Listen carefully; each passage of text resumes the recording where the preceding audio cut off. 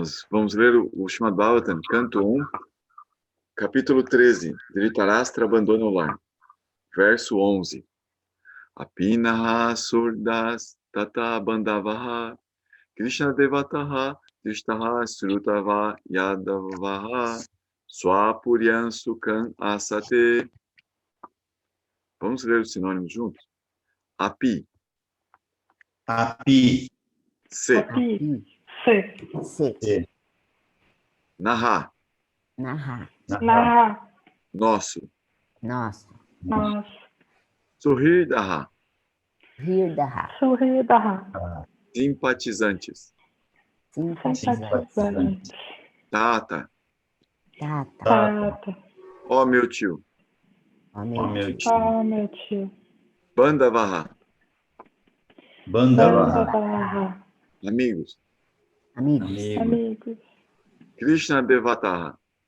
Krishna Devataha. Devataha. Aqueles que estão sempre absortos no serviço do Senhor Sri Krishna. Aqueles que estão sempre absortos no serviço do Senhor Sri Krishna. Drishtaha. Drishtaha. Vendo-os. Vendo. Srutaha. Drutaha. Ou por ouvir sobre eles. Ou por ouvir sobre ele. Vá. Tá. Qualquer um. Qualquer um. Yadavaha. Yadavaha. Os descendentes de Yadu. Descendente de Yadu. Tuapuryam. Purya. Junto com seu local residencial. Junto com seu local residencial. Sukhan asate. Sukhan Asate. Se eles estão todos felizes. Se eles estão todos felizes. Vou ler aqui no livro, tá, gente? Meu tio, tu deves ter visitado Dwarka. Naquele lugar sagrado estão nossos amigos e bem-querentes, os descendentes de Yadu, que estão sempre absortos no serviço ao Senhor Sri Krishna. Deves tê-los visto ou ouvido sobre eles. Acaso vivem eles felizes em suas moradas? Significado. A expressão A expressão particular, Krishna Devataha, isto é, aqueles que estão sempre absortos no serviço ao Senhor Krishna, é significativa. Os Yadavas e os Pandavas, que estavam sempre absortos pensando no Senhor Krishna e em suas diferentes atividades transcendentais, eram todos devotos puros do Senhor, como Vidura. Vidura abandonou o lar para devotar-se completamente ao serviço ao Senhor, mas os Pandavas e os Yadavas estavam sempre absortos pensando no Senhor Krishna. Assim, não há diferença entre suas qualidades devocionais puras. Quer permaneça no lar ou deixe o lar, a verdadeira qualificação do devoto puro é tornar-se absorto em pensar favoravelmente em Krishna, isto é, sabendo bem que o Senhor Krishna é a absoluta personalidade de Deus. Kamsa, Jarasandha, Sisupala e outros demônios como eles também estavam sempre absortos pensando no Senhor Krishna, mas eles se absorviam de maneira diferente, ou seja, desfavoravelmente, ou pensando que ele era apenas um homem poderoso. Portanto, Kamsa e Sisupala não estão no mesmo nível que devotos puros como Vidura, os Pandavas e os Yadavas. Maharaj Yudhishthira também estava absorto pensando no Senhor Krishna e seus associados em Dwarka. De outro modo, ele não poderia ter perguntado sobre eles a Vidura. Maharaj Yudhishthira estava, portanto, no mesmo nível de devoção que Vidura, embora ocupado nos afazeres estatais do reinado do mundo. Então, você vai notar que os devotos, Srila Prabhupada quer chamar a atenção, principalmente nesse caso aqui, os devotos têm uma tendência a perguntar um para os outros sobre como é que estão os devotos, o que eles estão fazendo lá, tal. Ou seja, as conversas entre os devotos é sobre os devotos. Geralmente os devotos não se encontram muito para falar de política, até falam alguma coisa, mas quando percebe que o papo está ficando chato, volta de novo a falar sobre os devotos, sobre Krishna, sobre alguma coisa consciente. A ideia sempre circula assim, entre os devotos, na possibilidade de ficar cultivando papos transcendentais. É sempre parece que sempre dá entusiasmo, é sempre good vibes, assim. É um papo que não é chato. Então, essa é uma tendência dos devotos. E aí você vai perceber os níveis dos devotos, dependendo do que, o que eles perguntam e dependendo do que eles respondem. Aí você vai entendendo o nível de devoção de um devoto. E, e é uma coisa intuitiva, assim, sabe? Não é uma coisa assim, você chega e fala assim, nossa, agora eu estou vendo, esse aí está no terceiro dan, quarto dan, não tem isso? Você vai sentindo como que aquela pessoa está te dando algo que você não tem. Então, você fala, quero conversar mais com esse cara, quero escutar mais dele. É uma coisa natural.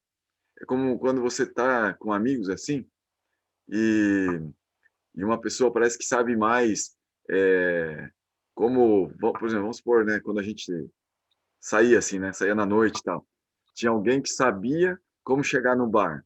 E aí você via pela primeira vez, e aí você meio que olhava pro cara para saber como é que ele chegava, como é que ele entrava, como é que ele sentava e tal. Você ficava prestando atenção assim, né? Meio caipira, assim, não sabia, né? Então, do mesmo jeito, os devotos sabem como se aproximar mais de Krishna. E a gente que é meio caipira fica olhando assim, como que o cara vai chegando? Parece que ele chega com mais desenvoltura. E aí é natural isso, é natural. E com o tempo, a gente também reconhece as imitações. Tem gente que parece que é muito íntimo de Krishna, mas não tem, conforme a gente vai aprendendo, vai lendo as escrituras principalmente, as escrituras vão dando dicas para nós de quem são os devotos avançados realmente. E aí a gente vai apegando esses detalhes e vai percebendo que alguns devotos dão a impressão de que são avançados, mas não são avançados ainda. Então aí a gente pode até respeitar esses devotos, também aprender com eles, porque às vezes a gente está bem no início e a gente pode aprender com os devotos que às vezes não são tão avançados, mas tenha mais conhecimento, mais para entregar do que a gente já tem em mãos. Mas é importante no Sri Upadesamrita, diz assim que a gente tem que buscar a associação dos devotos mais avançados, dos Uttama Bhaktas. E a gente vai ganhar valor, vai ganhar instrução, orientação e amizade dos Madhyama Bhaktas, dos devotos intermediários.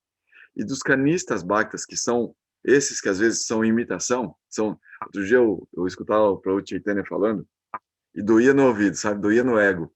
Naquele dia lá eu até falei para os devotos assim, né? Acho que vocês estavam na aula, acho que vocês estavam por aí, que nosso ego, ele também se machuca. Assim, a nossa mente também se machuca, o nosso corpo físico também machuca. E aquele dia, meu ego ficou muito machucado, depois que eu escutei a aula do Prabhu Chaitanya. Que ele falava assim, como são os devotos de fachada. Daí eu falava, nossa, essa doeu fundo, vocês sabem? Que ele parece que estava me descrevendo assim, né, os devotos de fachada. E aí eu achava, daí depois eu falei, né, para vocês, eu acho assim, que quando a gente sente dor, naquilo que a gente quer rasgar, porque a gente precisa crescer, precisa expandir, é positivo, né?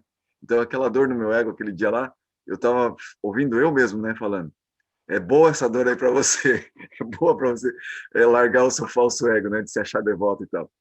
Porque ele fazia a descrição de um devoto de fachada. E daí eu falava, nossa, eu sou esse cara aí, esse devoto de fachada. Então, a gente vai reconhecendo, né? E é importante até mesmo a gente se reconhecer também nesse processo, para a gente saber que a gente precisa avançar, né? A gente precisa evoluir. E, e aí, conforme vocês vão aprendendo, vocês vão entendendo, né, quem são os devotos de fachada, quem são os devotos com quem vocês podem aprender realmente, e quem são os devotos mais elevados. Então, a gente precisa estudar as escrituras. A gente até teve uma oportunidade de fazer um curso juntos, assim, que foi como o primeiro livro que nos trouxe a nos encontrar pela manhã, 6:30 da manhã, que era o Sri Upadesamrita. Não sei se vocês lembram dele. Esse livro, ele é bem... Lógico. Esse livro foi bem... Sim. Foi um momento que nos marcou muito, né? Lembra? Teve o Mahavir Maharaj e tal, né? Teve drama, né? Na situação toda ainda. Mas foi bem positivo, né? Tanto que a gente está até aqui hoje. Tu sabe que dia começou, Gora? Eu tenho no WhatsApp, eu tenho que resgatar lá na conversa com o Mahavir Maharaj. Lá Tem tem. no meu caderno também, tem que resgatar. Então, e fazem meses, né? Incrível assim como a gente tá essa misericórdia de Krishna, né? Podendo cultivar esse encontro. Então, E aí você vê, né? A gente às vezes tem culturas, tempos tão diferentes, e a gente se encontra para falar de Krishna, né? Para falar da devoção. Então, essa é a prática dos devotos. Krishna fala isso no Bhagavad Gita, que os meus devotos, eles iluminam-se uns aos outros e ficam lembrando de mim. Essa é a prática dos devotos. Então, essa é uma misericórdia encontrar com vocês, que vocês estejam aí, e a gente possa estar fazendo essa prática. Uma misericórdia incrível, assim. Algo incrível, inacreditável, assim, sabe? Impressionante, assim, a misericórdia de Krishna na vida da gente mesmo, sabe? Obrigado. Verso 12. Nós aqui agradecemos, Prabhu. Verso 12. Sendo assim, Gratidão. verso 12. Sendo assim interrogado por Maharaj Yudhishthira, Mahatma Vidura descreveu gradualmente tudo o que experimentara pessoalmente, exceto a notícia da aniquilação da dinastia Yadu. Porque Vidura tinha visitado os Yadavas, né? Os Dwarka. Dwarka é chamado como a Atlântida. Existem ruínas na orla da Península Índica, ruínas de cidades afundadas, assim, ali na orla da Península Índica. E os historiadores indianos, né, os arqueólogos indianos, eles referenciam esses locais como sendo a Dwarka. Como Dwarka é uma cidade histórica que ela afundou. Né? Acho que aqui no Bhagavatam tem a descrição que Dwarka afunda. Ela é tragada pelo oceano. E nela viviam os Yadavas. Os Yadavas são descendentes de Krishna. São os parentes de Krishna, os mais velhos, e também tem os filhos de Krishna. Krishna teve muitos filhos, muitos. Para vocês terem uma ideia, Krishna teve 161.080 filhos. Ele teve muitos filhos. Esse é um número mítico para o ser humano comum, mas para Krishna tudo é possível.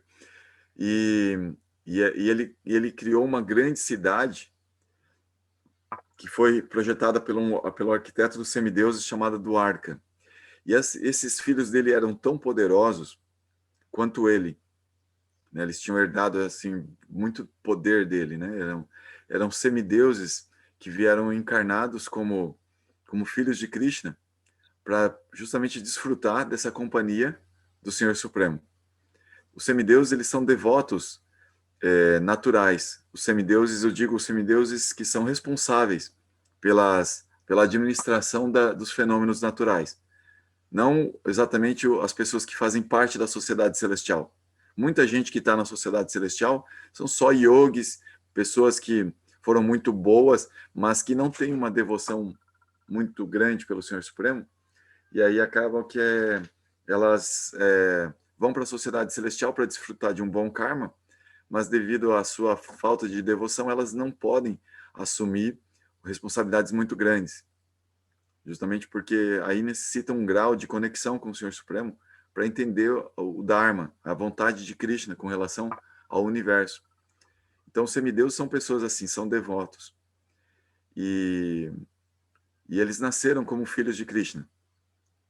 Né, se diz que os semideuses, eles compõem 33 milhões de semideuses que são importantes na administração do universo.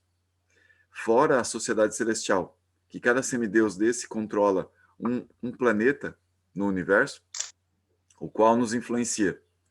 A gente conhece da astrologia alguns dos principais que influenciam nossa vida, influenciam de forma importante o universo.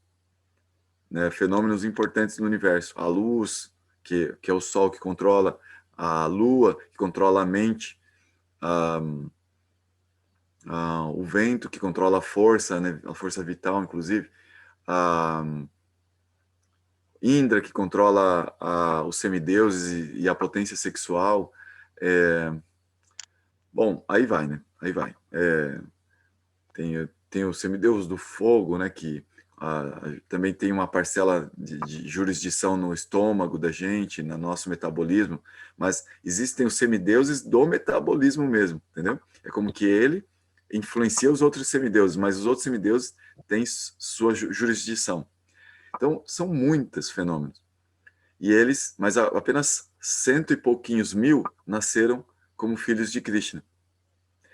Então, aí tem passatempos dos filhos de Krishna. Aqui no próprio Srimad Bhagavatam, lá pelo canto 10, vai falar de alguns passatempos dos filhos de Krishna. E se vocês tiverem curiosidade para adiantar essa leitura, eu recomendo a leitura, se vocês puderem adquirir esse livro, chama Krishna Book, o livro de Krishna. Esse livro conta os passatempos de Krishna, que são narrados no Srimad Bhagavatam, comentados por Srila Prabhupada. Então, Srila Prabhupada, ele estimava que ele não ia viver até a compilação do 10º canto. E o 10º canto estava cheio do néctar de falar de Krishna. Então, Srila Prabhupada, ele começou uma maratona de traduções do Srimad Bhagavatam e comentários do Srimad Bhagavatam. Esse aqui, por exemplo, ele meio que escreveu. Esse aqui que nós estamos lendo. Ele mesmo escreveu. Mas a partir do 2º canto, ele começa a gravar em gravadores de fita cassete. E aí passa para os seus discípulos, em que os discípulos vão escutando as fitas com a fala dele e vão transcrevendo. E ele começa a fazer isso todos os dias. E ele passa então a dormir em torno de 3 horas por dia. E as demais horas ele passa uma boa parte do tempo dele, como umas 4 horas, fazendo esse trabalho de gravações e o restante do dia pregando, atendendo seus discípulos, comendo com eles, cantando santos nomes com eles, viajando. Srila Prabhupada foi um gigante da devoção, assim, uma pessoa extremamente misericordiosa, né, para justamente que a gente tivesse acesso a essa possibilitou, né? Ele, através da misericórdia de Krishna, possibilitou a gente a ter acesso ao Srimad Bhagavatam e essa cultura que estava tão distante do Ocidente, né? Ela estava ali, estava lá, era só a gente ir lá, né? Buscar, pegar. Tinha livros já traduzidos para o inglês, na Inglaterra, na Alemanha, mas estavam escondidos, né? Não tinham devotos falando disso. Então, os devotos começaram a aparecer, discípulos de Srila Prabhupada, e divulgar esse conhecimento para todo mundo. Chegou até a gente. Isso é uma misericórdia mesmo, né, Prabhu? Misericórdia. Então, aí Srila Prabhupada, ele, para ajudar a gente, ele sabia que ele não ia viver até... Ele sentia a morte coçando as costas dele, assim, né? Diz que a pessoa tem um momento da vida que sente que a bichinha está ali atrás, né? Arranhando.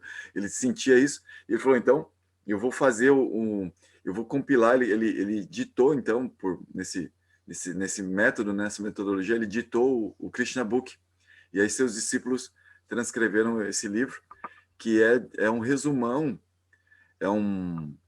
são os comentários de Srila Prabhupada para o 10º canto do Srimad Bhagavatam. E ele como que ia narrando as histórias todas do canto 10, né, sobre Krishna, e aí fala dos filhos de Krishna, fala de vários passatempos dos filhos de Krishna, fala da morte, né, dos Yadavas, como eles se mataram, os filhos de Krishna se mataram todos. Impressionante, assim, essa história. Não dá para entender, assim, por que o que aconteceu e por que aconteceu. Existem assim as razões, mas elas são meio que alegóricas, assim, são meio caricatas. Não dá para aceitar assim que isso seja algo que é comum, é normal, assim, sabe? Não tem muita lógica, mas justamente tem a lógica de Krishna, assim, nas situações, né? E aí a gente aceita, entende, né? Dessa forma. Existem as explicações. Mas aí eles se mataram e Dwarka afundou. Então foi assim que acabou, né, os traços de Krishna, né, porque era uma grande civilização. Eram pessoas assim extremamente poderosas. Então eles se mataram todos, não sobrou um para contar a história, e a cidade ainda afundou. Então não ficou a olhos claros para os arqueólogos encontrarem esses vestígios do que foi a descendência de Krishna. Não ficou. Assim, ficou lá enterrado só para a gente dizer assim, tudo bem, tá ali, pode ser. E ainda os ateus ficarem na dúvida. Pode não ser, sabe assim? Então, são arranjos de Krishna, assim, para Kali Yuga, né? Vai entender Krishna, né? Verso 13. O compassivo Mahatma Vidura não suportava ver os Pandavas desolados por momento algum. Portanto, ele não revelou este desagradável e insuportável incidente, porque as calamidades vêm por si mesmas. Significado. Segundo o Niti Sastra, as leis cívicas, não se deve falar uma verdade desagradável que cause aflição a outras pessoas. A aflição vem a nós por si mesma, através das leis da natureza. Assim não devemos agravá-la com a propaganda. Para uma alma compassiva como Vidura, especialmente em suas relações com os Pandavas, era quase impossível revelar uma notícia desagradável como a da aniquilação da dinastia Yadu. Portanto, ele propositalmente absteve-se de fazê-lo. Verso 14. Então Mahatma Vidura, sendo tratado como uma pessoa divina por seus parentes, permaneceu ali por um determinado período, apenas para retificar a mentalidade de seu irmão mais velho e, dessa maneira, dar felicidade a todos os demais. Significado. Pessoas santas como Vidura devem ser tratadas tão bem como o habitante do céu. Naqueles dias, os habitantes dos planetas celestiais costumavam visitar lares como o de Maharaj e Yudhishthira.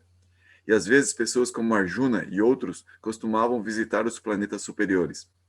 Narada é um homem do espaço, que pode viajar irrestritamente não apenas entre os universos materiais, mas também até os universos espirituais. Mesmo Narada costumava visitar o palácio de Maharaj Yudhishthira, isto para não falar de outros semideuses celestiais. É apenas a cultura espiritual das pessoas interessadas que possibilita as viagens interplanetárias, mesmo no corpo atual. Portanto, Maharaj Yudhishthira recebeu Vidura à maneira da recepção oferecida aos semideuses. Queria só fazer um parênteses aqui. Esse comentário de Srila Prabhupada é muito importante, porque dependendo do grau de evolução espiritual de uma pessoa, ele pode ter acesso a personalidades incríveis. E tanto personalidades demoníacas vão ser atraídas para combater uma grande personalidade assim, como semideuses também vêm devido a que até mesmo um semideus pode se purificar no contato com um devoto puro. Então, os semideuses, eles também têm seu grau de devoção. E eles reconhecem quando um devoto é mais evoluído que eles. E eles vêm conversar com esse devoto puro para obter dele a devoção, mais devoção. Isso é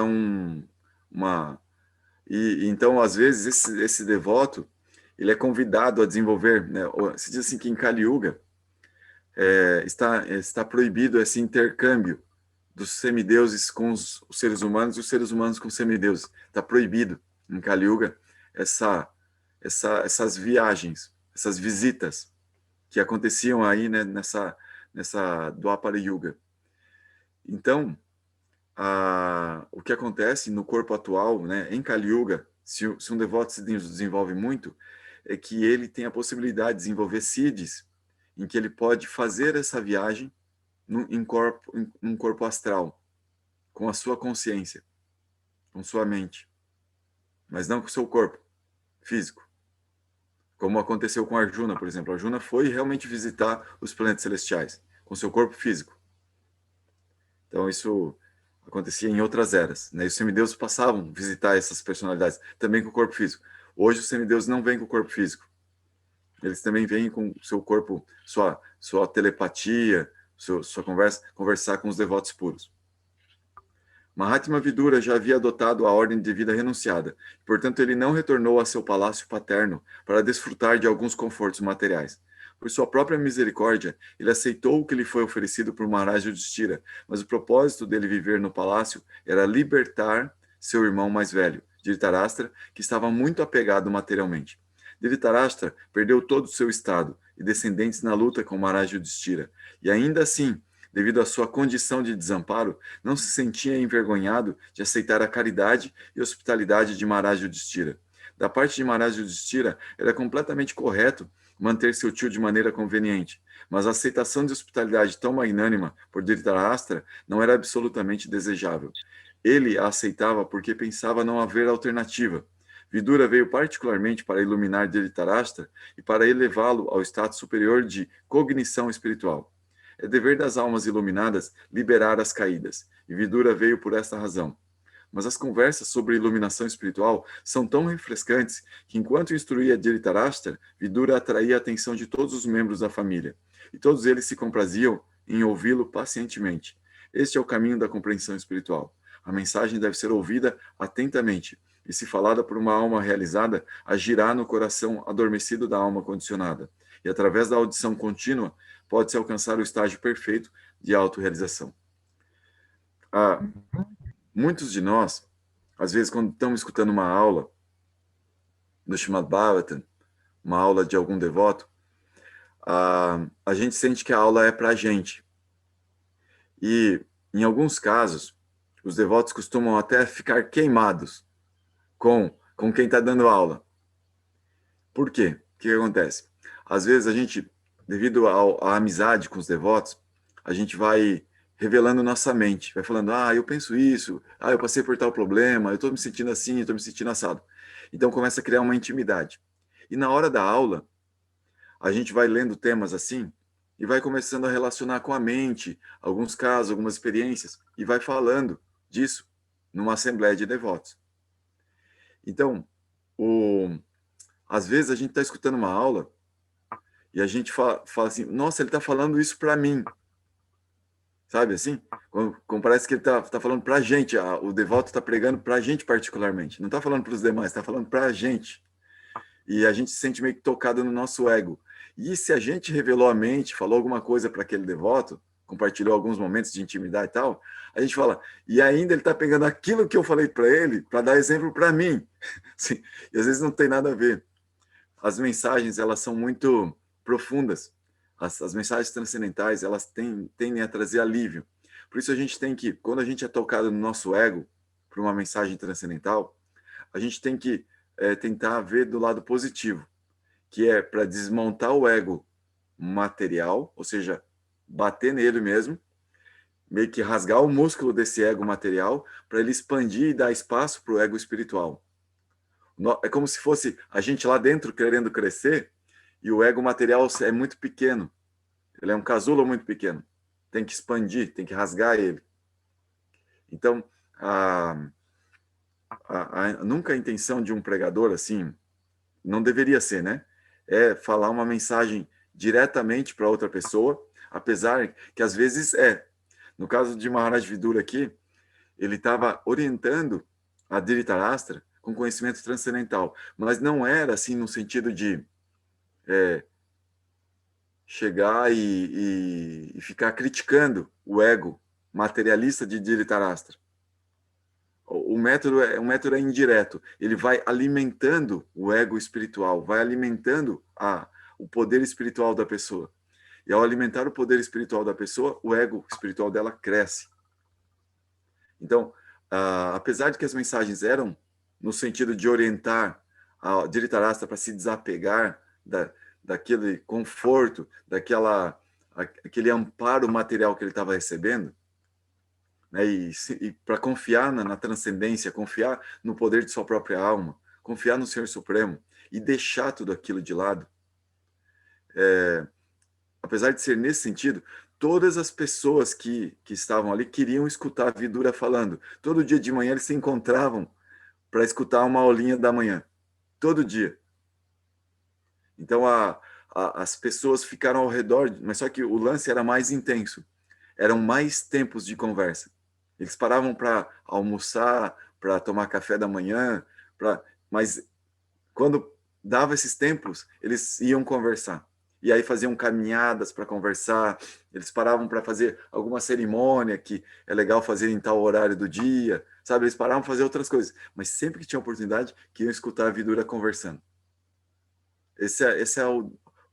Os devotos sempre estão atrás de néctar, sempre estão querendo escutar néctar, porque dá um alimento para a alma. O ouvido é uma das principais formas da gente contactar o o mundo transcendental com a nossa alma. Nosso ouvido é muito importante. Muito importante.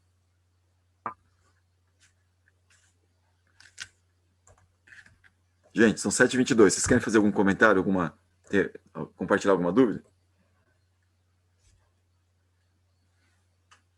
Eu só queria lhe dizer uma coisa para o senhor, Prabhu. E se o senhor fosse um fisiculturista, o Schwarzenegger queria ter aula com o senhor. Rasgar os músculos, né? Não, eu passo longe de academia. Eu estou todo travado nas costas, eu tenho que fazer exercício, isso sim. Mas eu queria falar para você, uma coisa também, compartilhar com vocês, que eu consegui contato com o Prabhu Lokasakshi. Pô, que bom. Ele aceitou fazer uma aula do Bhagavad Gita, então eu vou convidar ele para o próximo domingo. Vamos ver se ele consegue vir no domingo que vem, né? Daí dar uma aula para gente. Ele é uma pessoa, recebeu muito bem, sabe? É incrível, assim. Ele conhece meu mestre espiritual também. Ele é incrível, ele é uma figura, assim, transcendental, né? Assim, ele é uma figura, assim, alguém que... falta palavras para falar sobre o professor. Então, ele é discípulo de Srila Prabhupada. Então, ele até hoje, né? Ele tá como apegado a seu mestre, fazendo serviço para o seu mestre, né? Então, isso demonstra, né, a constância, né, a firmeza, né? E poder escutar ele é uma benção. Jorge, você quer falar alguma coisa? Que bom te ver aí.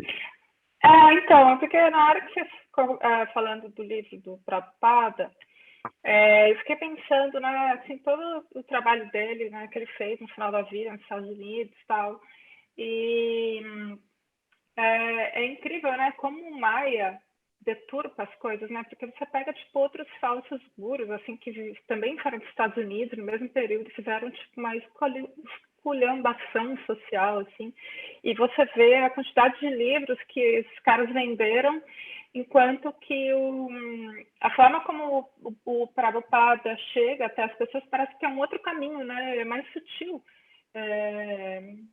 Então, fiquei pensando nisso, assim, como que até a forma que o conhecimento chega até a gente, a partir do trabalho do Prabhupada, é diferente, né? Não vem por uma superfície parece que é entretenimento espiritual, né? Vem por uma outra via, né? Que é muito mais sutil e profunda, assim. Então, eu tenho gratidão pelas aulas também. Grato, viu? Muito grato. Eu tenho muita esperança, Jorge, de ver vocês vivificarem um mundo, sabe? Eu vejo vocês assim fazendo tantas atividades importantes assim no mundo, né? Como professores, estudiosos, estudantes de várias coisas, assim, sabe? E quando vocês estão aqui, a gente está estudando junto o Bhagavatam, cantando santos nomes e tal, eu vejo, eu tenho esperança no mundo, sabe? Eu tenho esperança de ver um futuro melhor para a humanidade, materialmente falando.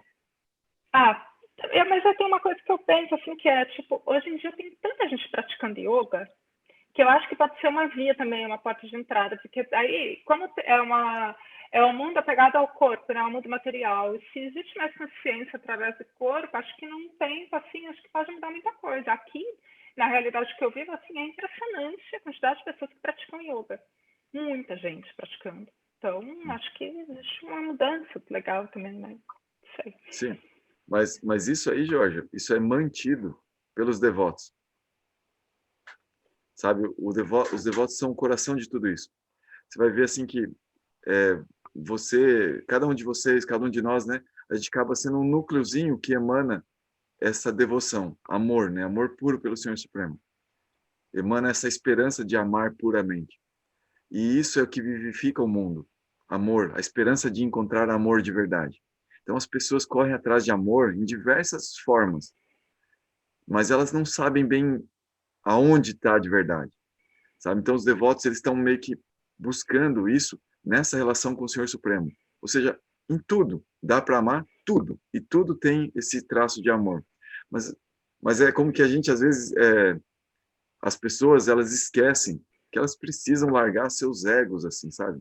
Para se render, para ser submissas ao Senhor Supremo, para servir a Ele. Amor é serviço, amor é rendição, é confiança, é se entregar completamente, né? É satisfazer o Senhor Supremo, não querer nada para nós. Então, essa essência, ela é fundamental para manter a luz no mundo, sabe? Então, Srila Prabhupada trouxe isso. A gente precisa buscar esse nível, assim. Isso é tão para poucos. A maioria das pessoas não gosta de ouvir isso. Isso dói muito no ego.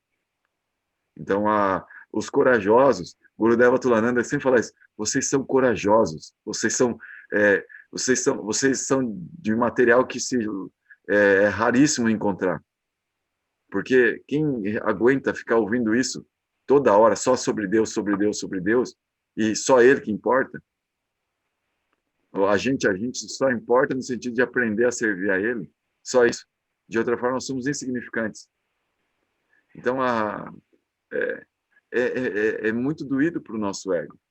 Então, isso vai vivificar o mundo, Jorge. O fato de você estar ali no meio das pessoas, buscando isso, vai demonstrar para todas as pessoas que tudo vale a pena. Então, as pessoas vão olhar para os devotos e perceber que tudo vale a pena. Os devotos são a vida do mundo. Então, tudo isso que está acontecendo de yoga e tal, vegetarianismo e tal, eu tenho fé que isso tem a ver com esse processo de Sankirtana, que, de alguma forma, está permeando a sociedade em locais bem escondidinhos. Sim. Não só os Hare Krishna, tá? Tem devotos puros que estão aparecendo em outras religiões também, mas é a devoção pura. Obrigada, Guru. Obrigado, e você? Eu queria agradecer também, que faz muito bem para a nossa alma escutar todos os dias de manhã tudo isso sobre o Senhor Supremo, faz muito bem para a nossa alma, para o nosso coração, e que nessa Páscoa ilumine cada vez mais o nosso coração. Um abraço, um beijo para todos, e eu vou saindo. Gratidão, Gora. Tchau. Gratidão a vocês. Tchau. Feliz Páscoa, minha gente. Eu também vou saindo aqui. Páscoa. E a gente se encontra hoje à noite, se Deus quiser. Bom dia para vocês. Feliz Páscoa. Feliz Páscoa. Até mais. Tchau. Tchau.